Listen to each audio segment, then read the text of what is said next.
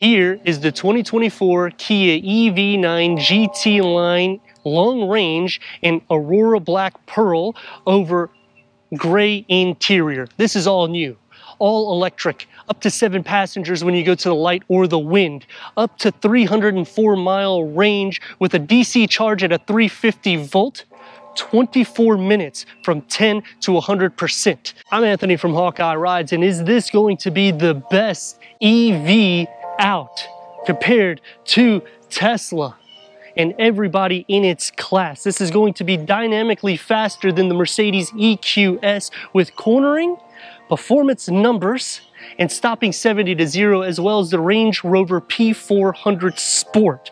In the front fascia, you're getting cubed LED projected headlights. This will start on the Land all-wheel drive, and on the GT line it comes standard.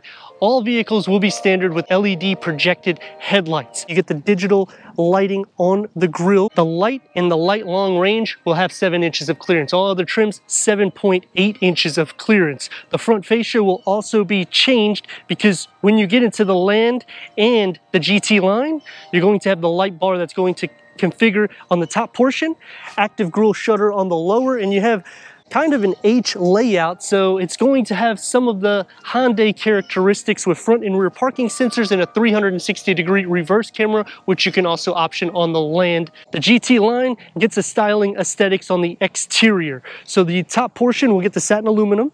You'll have it on the lower bit as well. Gloss black fenders for the Land and the GT. All other trims will get the matte black fenders. And we actually have a frunk, which you have to go into the interior. Push it twice, it's going to open up. Now the GT line is going to lose 1.4 cubic feet of storage underneath here. So it's going to max at 1.8 cubic feet. It's going to go up to 3.2 cubic feet of storage. It's a soft close.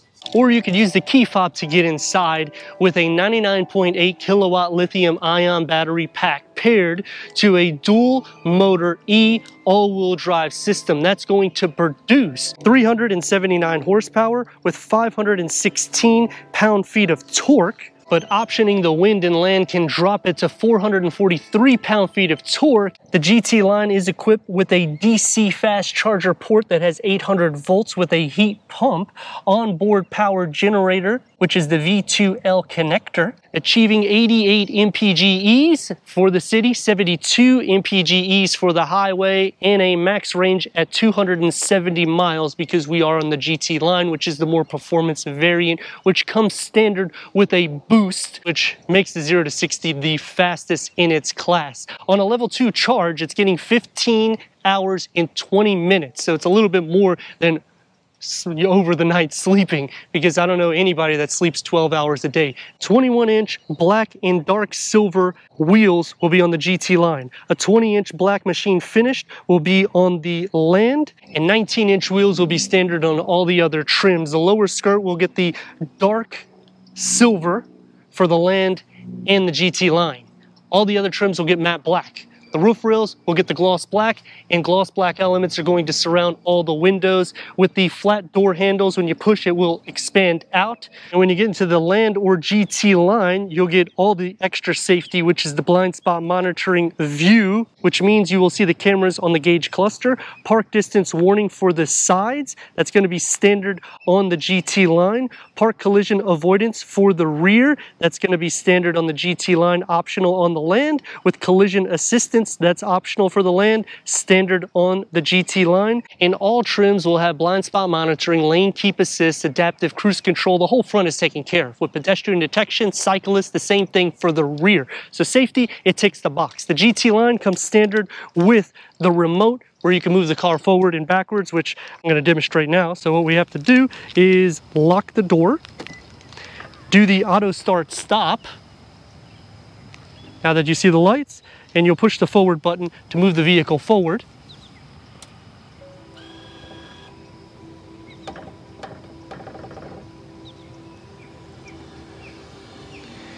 Now, a lot of people are usually saying, why have this feature? I just think it's cool to have, especially if you have like a one-car garage or it's tight to park. Obviously, you're not going to park in a area where you can't open the doors, but say somebody tries to pull a prank, now you can move your car in and out. The Land, you can option this feature, in which it's one of the only vehicles that has this feature besides Hyundai and Genesis. And if you go into the Tesla Model X, you're gonna get 56 miles more in range, but then when you're thinking the price, that's gonna go over 100 grand. This is fully spec'd out and it's under $80,000. Push here, it's gonna electronically open up for your charging, and then you just simply push the button to close it shut electronically. Standard LED taillights. The lower gets the dark satin aluminum with the reverse parking sensors, and we get a digital rear camera with a lower roof spoiler, shark fin antenna with the gloss black elements. Going against Honda and Toyota, they don't even make something that has a 6 or 7 passenger layout. The problem that I have though is somebody like me buying this. It's not gonna fit my daily, because it takes at least 24 minutes to charge from 10 to 100% on a DC charger for 350 volt. Now, that's not necessarily too bad, but when you're thinking about going to a pump, it only takes about 4 or 5 minutes to get a full range out of a combustion engine. And living in the heat of Florida, you know you're not going to be getting max 270 mile range. You'll probably drop to around 250 mile range. If I use just a home plug, you're talking days to charge this thing. In over 15 hours on a level 2, plus I'll have to spend at least $1,000, if not more, to get that installed in my house.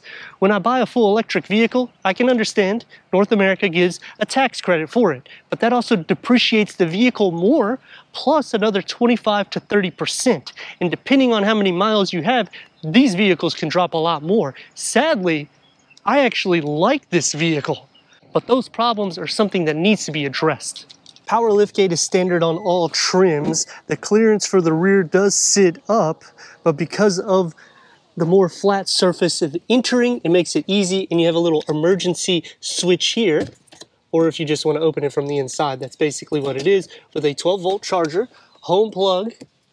Underneath the floor, get some storage. And to increase the cargo to 43.5, pull these, drop it down. Keeping a nice flat floor. And in the back, for the captain seats. Push the 2 switches, electronically they will adjust. At least one of them will. The other one's not adjusting. But this will increase cargo to 81.7 cubic feet.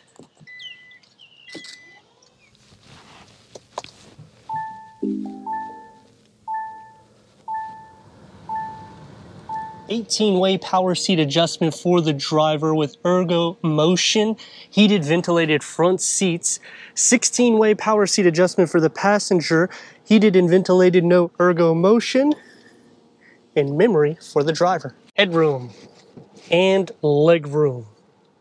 The EV9 has a lot of space. Sports pedals is only on the GT line. USB ports, push that for a 12 volt. This is the same configuration in Hyundai, so they just kind of trickle it down.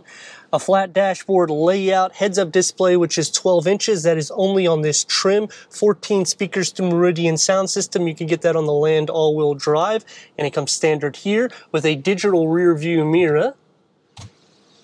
2-panel moonroof, so one for the front occupants and one for the back seat, and a touch for the third row. Ambient lighting is only on the Land and on this trim. 12.3 infotainment screen with wireless Android Auto, Apple CarPlay, and Sirius XM AM/FM, streaming Bluetooth audio, Kia Connect, passenger talk, in quiet mode. You can click onto the seats here and you can change the configuration, because we also have the package for the second row with the lounge, which you'll see in just a second. A 5-inch climate control is going to be in between it. I like that because it kind of cleans up the panel for this one screen design layout, and then you have buttons that's going to be on the dash with seamless air vents that's going to flow through the bottom part, and then on the passenger it'll bulge out, and the same thing for the driver, with a 12.3 digital gauge cluster that can go through an array of different information for the driver, including the driving mode, which is on the steering wheel, putting the controls where they need to be. I think Kia did a great job. We also have the turn signals that will show the cameras in the gauge cluster. You can option that on the Land. That comes standard here. with a Syntec steering wheel. It's heated, multi-function. Paddle shifts for the regenerative braking. In the rocker, this is how you start the car. You just push the EV. I like that they put this little circle here so it makes it easier for people if they don't understand how to go forward or reverse. You just flip it. Going back to the gauge cluster, and now you got a 360-degree reverse camera. You also have a 3D view, which you can go all around the vehicle. And you have different camera layouts. This opens up into a deep storage. When you push these, now you have cup holders and the key fob for the new EV9. This is also the only trim that comes standard with the Smart Park, which will go forward and reverse. We have a full pass-through underneath here with a wireless charging pad that comes standard. Opens up to a little bit of a storage pocket here. Door panel and dashboard configured together with one touch up and down for all the windows. It's soft to touch where it needs to be. It's a long grab handle that goes all the way, so you can't really fit a phone here, but you could actually fit one right here and it wouldn't fall, with a smaller storage pocket but a large flask holder. 6-way power seat adjustment for the second row. They're heated and ventilated. These cushions, they can extend like pillows. Captain seats adjust. I have it where I'm going to sit like a lazy boy, in which I'm kind of tall. So I'm going to just use this button here to move this seat up, slide it up some more, and it's pretty comfortable. I mean, this pillow right here is just a game changer for me. I can't recline all the way, unfortunately, because I am tall. So for shorter occupants, you'll have a little bit more ability to do so, and there isn't anything that folds out like a Land Rover, but you get storage behind both of the front seats, USB ports, cup holders in the center, and I like this design here. You have a little tray with a light, pulls out, you can push this tray in, and now you have a storage bin. So I like that it's a fully reconfigurable center cluster for storage capacity, and you have more or less a pass-through as well with manual sunshades. And the door, unfortunately, has child lock. Now that we don't have child lock, you have your heated and ventilated seat switches here, one touch up and down. It's basically the same exact segment as the front for storage. With the third climate control in the ceiling, air vents, and this is the only trim that you'll get a full cloth headliner. Entrance to the third row, push the button on top. It's going to electronically move forward, unlike going into the cargo for some odd reason. And we have room for 2 more to fit. Cup holders on both sides with USB ports, air vents in the ceiling with LED interior lights. And you can fold these seats back or recline them, which I would recommend because it's a little tight. Headroom either way isn't bad. We're going to move the seat back so that way you can see the leg room. The rails are pushed back, but because it's only 2 seats, don't really have to worry too much. With the seat back in its position, it will stop when it kind of touches your knees, but it is flush. If you recline and use the lazy boy, you can't fit at all. 379 horsepower with 516 pound-feet of torque. 0 to 60s can go as low as 4.5 seconds. Range here is going to be at 270.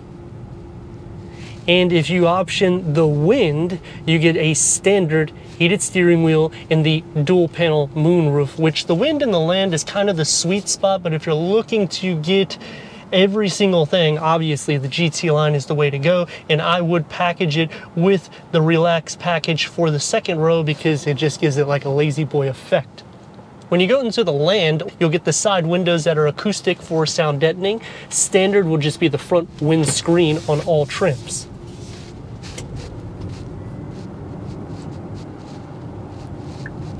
And it is quiet. It feels wide and it feels long. So it has that dominant stance, nearly 8 inches of clearance. When you go into the lower trims, only 7 inches of clearance, so you do sit up a little bit higher, and I like the ergo motion for the driver's seat. The con though is the passenger loses power seat adjustments and they do not get that ergo motion seat. Visibility is great, safety's taken care of. And for maneuverability, steering is easy to move in and out. Even though it's long, it still ticks the box for that everyday drive.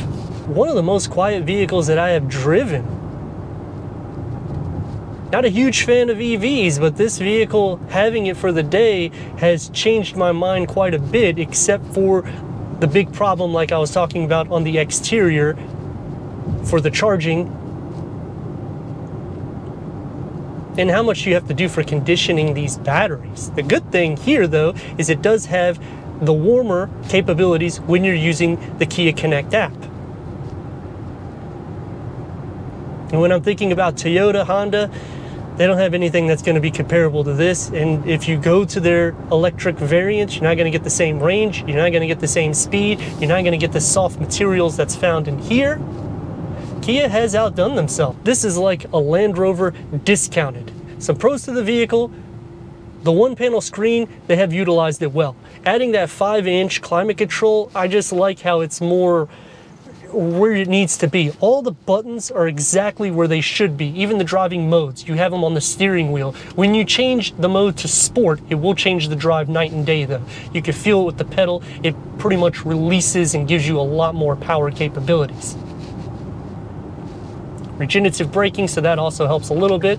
And to show you the braking, you can pretty much stop on a dime if you need to. But another con is this is under 6,000 pounds, so you're not going to get the full tax credit in North America, especially if you're using it for business. Turn radius at a stop point, it's a longer vehicle, gets about 3 lanes. We got it in sport mode. Let's rock and roll.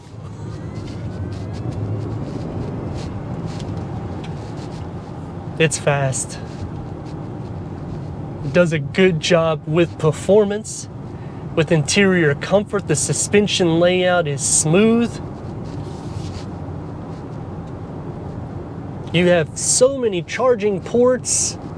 There's a lot of pluses when you're thinking about the EV9. They just transform the game, but the shortfall to it is all of this added electronics unfortunately gets you less range. Another pro is the touchpad that's on the dash, so you don't have to use everything through the infotainment screen. You still have physical buttons to turn on and off the sound system. All trims will be standard with 8 speakers, but when you go to the Land and the GT line, you're getting the Meridian sound system.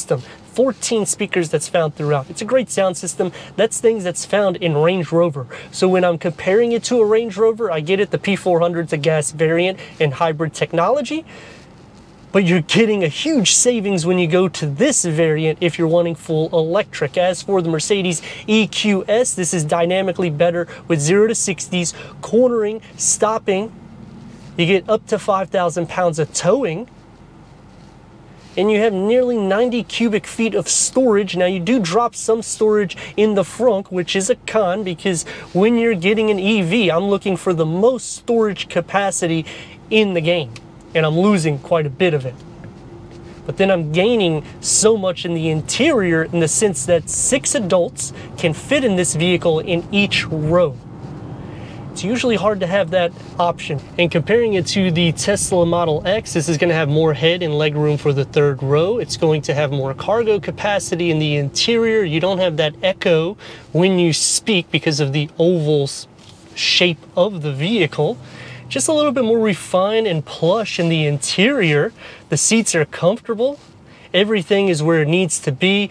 I understand you get a 17-inch screen in the center for the Model X, but I kind of like the simplicity yet tech-driven with this and the savings, because this is fully loaded. But let me know your thoughts in the comments, and if you're new to the channel, consider subscribing. Check out the next video, merchandise, website, and Instagram. Leave a comment and a like, and I'd like to thank Regal Kia for giving us this 2024 Kia EV9 GT line for our car review.